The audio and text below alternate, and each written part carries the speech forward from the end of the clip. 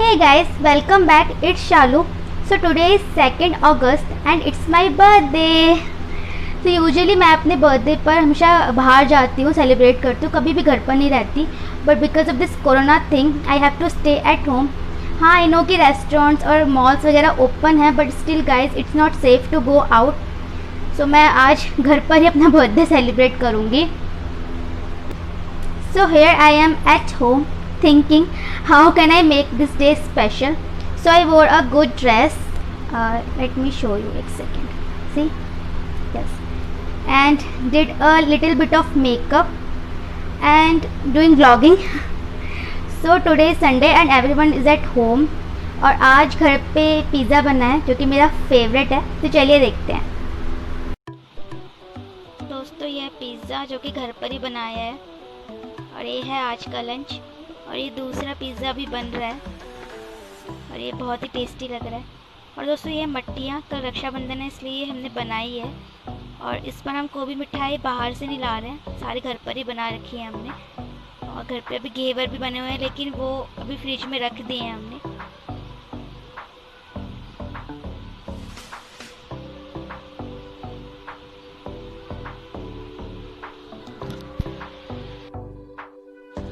दोस्तों, पता नहीं क्यों इस क्लिप की जो वॉइस थी वो रिकॉर्ड ही नहीं हुई.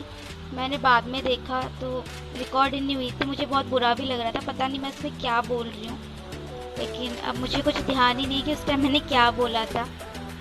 तो अभी ऐसे ही हो गया, बिना आवाज़ के ही शूट हो गया. तो मुझे बहुत बुरा भी लग रहा है. पर बाकी की वीडियो में वॉइस है, डोंट वरी.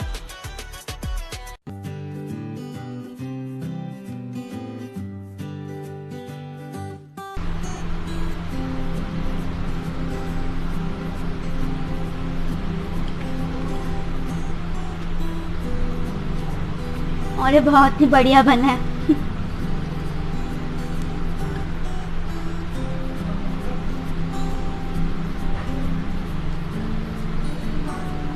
मैं इसे पूरा ख़त्म करने के बाद आपसे बात करती हूँ.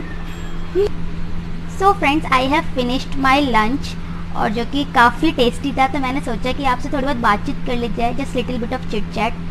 तो मैंने ये बुक हैरी पॉटर और पारस पत्थर, इसको मैंने लास्ट वीक ख़रीदा था और इसे मैंने काफ़ी हद तक ख़त्म कर लिया है. सी, वैसे ये बुक बहुत इंटरेस्टिंग है और इसको पढ़ने मुझे ज़्यादा टाइम नहीं लगता. वैसे मुझे लगता है 3-4 दिन में मैं इसे ख़त्म कर देती, लेकिन बिकॉज़ मैंने एक और बुक मंगवाई हुई है ऑनलाइन और वो अभी तक डिलीवर नहीं हुई है, इसलिए मैं इसे धीरे धीरे ही पढ़ रही हूँ कि मुझे हमेशा अपने पास पढ़ने के लिए कोई बुक चाहिए, वरना मैं सच में पागल हो जाती हूँ. कुछ ना कुछ मुझे चाहिए, वरना फ़ोन में लगी रहती हूँ.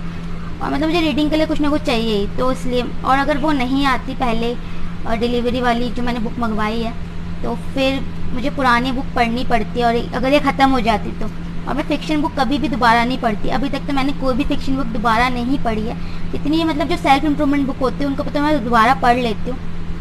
तो हाँ, इसकी बात करते हैं. तो पता नहीं क्यों ये जो बुक है ना हैरी पॉटर की, इसका Hindi version was cheaper then the English version in amount. पता नहीं क्यों ये सस्ती थी इंग्लिश वर्जन से, तो मैंने इसको हिंदी में ही ख़रीद लिया क्योंकि मुझे तो स्टोरी से ही मतलब है. और ये काफ़ी इंटरेस्टिंग है. ऐसा नहीं है कि आप इसे हिंदी में परचेज़ करोगे तो ये कम इंटरेस्टिंग होगी, नहीं. स्टोरी तो वही है, हैरी पॉटर वाली स्टोरी है. और यू नो, मैं तो हमेशा से हैरी पॉटर की बहुत बड़ी फ़ैन रही हूँ और मैंने सोचा कि चलो मैं बुक पढ़ी जाएगा, क्योंकि मैंने कभी भी ना बुक नहीं पढ़ी थी हैरी पॉटर की. तो मैंने इसलिए इसको ख़रीदा. और सही में मूवी में काफ़ी सीन्स कट कर दिए जाते हैं कि उनको 3 घंटे में ख़त्म करनी होती है.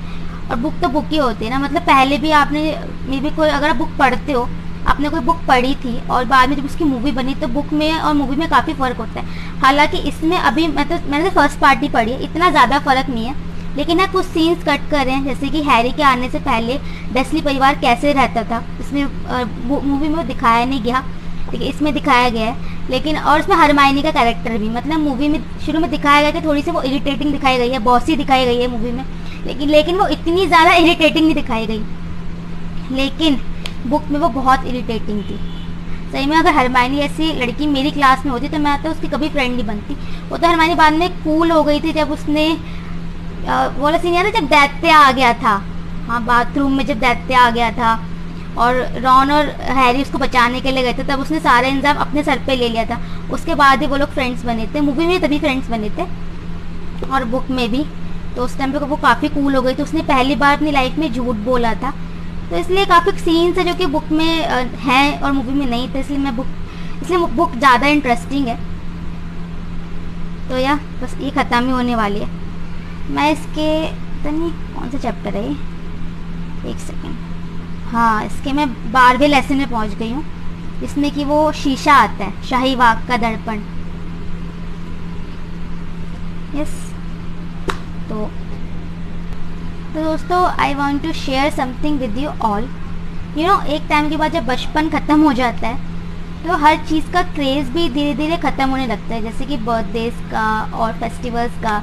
बचपन जैसा क्रेज़ तो बिल्कुल नहीं रहता कि बर्थडे आ रहा है ना, दिवाली आ रही है, इस तरीके से नहीं रहता। और मेरे भी ना कुछ फ्रेंड्स जो कि कहते हैं यार क्या बर्थडे बचपन में सेलिब्रेट होता था, अब क्या सेलिब्रेट करना, क्या अब तो कोई क्रेज़ ही नहीं रहा। हाँ मैं मानती हूँ कि यार बचपन जैसा क्रेज़ तो कभी आ ही नहीं सकता। यू नो, बचपन में मुझे याद है जब मेरा बर्थडे आने वाला होता था तो आई थिंक जब जैसे कि 1 महीना रहता था ना, तो मैं ऐसे ना अपने फिंगर्स में गिनती थी ये 30 हो जाते थे, 1 2 3 4 5 6 ऐसे करके 30 आ जाते थे और मैं गिनती थी एक ऐसे डे ना, ऐसे करते थे, अच्छा ये गया, अब गिनो कितने डेज रह रहे हैं। तो वो टाइम था, वो अब अभी नहीं आ सकता वो टाइम। लेकिन मुझे अभी भी लगता है कि यार जब भी हमें कोई भी खुशी सेलिब्रेट करने का मौका मिले ना, भले छोटी से छोटी हो, अब बर्थडे भी तो अच्छी बात है ना कि आपकी एज बढ़ रही है, ये भी एक तरह से अच्छी ही बात है। अब हम जिंदा है, लोगों को नहीं मौका मिलता, बहुत से लोग हैं क्योंकि मतलब नहीं रहते हैं, सीधी सी बात है, एक बहुत अच्छी बात है ये। तो हमें इसे सेलिब्रेट करना चाहिए, छोटी से छोटी खुशी हो, नॉट बर्थडे, कुछ भी आए, फेस्टिवल आए, कुछ भी छोटी सी आपकी लाइफ में कुछ भी हैप्पीनेस आए तो उसे सेलिब्रेट करो, क्योंकि ये प्रेशियस है। यू नो, हमें खुश रहने की, हमें रहना चाहिए। एक तो यार हमारा ब्रेन भी ऐसा है ना कि हमेशा हमें बुरी चीज़ें ज़्यादा याद आती हैं, हमारी कमियां हमें ज़्यादा याद आती हैं। आप कभी नोटिस करना, जब रात को कभी नींद नहीं आती या फिर आप सोने वाले होते हो, जिस टाइम हमारा सबकॉन्शियस माइंड ज़्यादा एक्टिव रहता है, उस टाइम पे हमें बेकार चीज़ें ज़्यादा याद आ रही होती हैं, कुछ भी कमियाँ, बेकार चीज़ें, कुछ भी पास में हुई कुछ भी ख़राब याद, कुछ भी ऐसे कुछ याद आ रही होती है। तो हमारा ब्रेन भी ऐसे है कि उन्हीं चीज़ों पर ज़्यादा ध्यान देता है। तो ऐसे ही हमें उन चीज़ों को हटा देना है। कुछ भी सेलिब्रेट करने का मौका मिले उन्हें सेलिब्रेट करो, खुश रहो। तो दोस्तों पॉजिटिव थिंकिंग बहुत ज़रूरी है अपने आप को खुश रखने के लिए। लोग कहते रहते कैसे खुश रहना है, हमें ये मिल जाएगा, हमें वो मिल जाएगा। हाँ वो मिल जाएगा तब भी आप खुश रहोगे, लेकिन यार अब अभी भी खुश रह सकते हो। कुछ भी लाइफ में चाहिए, आप उसके लिए मेहनत करते रहो, है ना। खुश तब अभी भी रह सकते हो ना। तो ऐसी प्रैक्टिस से पॉजिटिव थिंकिंग आती है, और ऐसा नहीं कि एक बार या 2 बार आ जाएगी, ऐसे पॉजिटिव थिंकिंग हो जाएगी, आप ऐसे खुश हो जाओगे, नहीं। पहली चीज़ तो ये है कि आपको आदत डालनी है। कुछ भी आपकी लाइफ में अच्छा होता है ना, उसको सेलिब्रेट करो। कभी भी मत करो कि यार अब तो क्रेज़ नहीं रहा, कौन करेगा, बच्चे करते हैं सब, नहीं। एक बच्चे का मन भी होना बहुत ज़रूरी है हमारे अंदर, वो बच्चा कभी मरना नहीं चाहिए।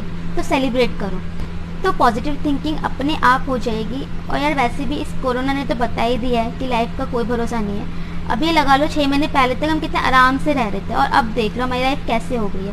तो इसलिए कुछ भी भरोसा नहीं है, इसलिए हमेशा खुश रहो। फिर से कहूँगी सेलिब्रेट करो, खुश रहो एंड अप्रिशिएट योर लाइफ। तो अब मैं आपको शाम को मिलती हूँ थोड़ी देर में।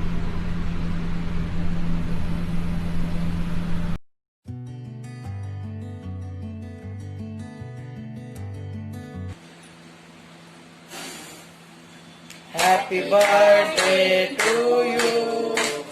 Happy birthday to you, dear Salu. Happy birthday to you.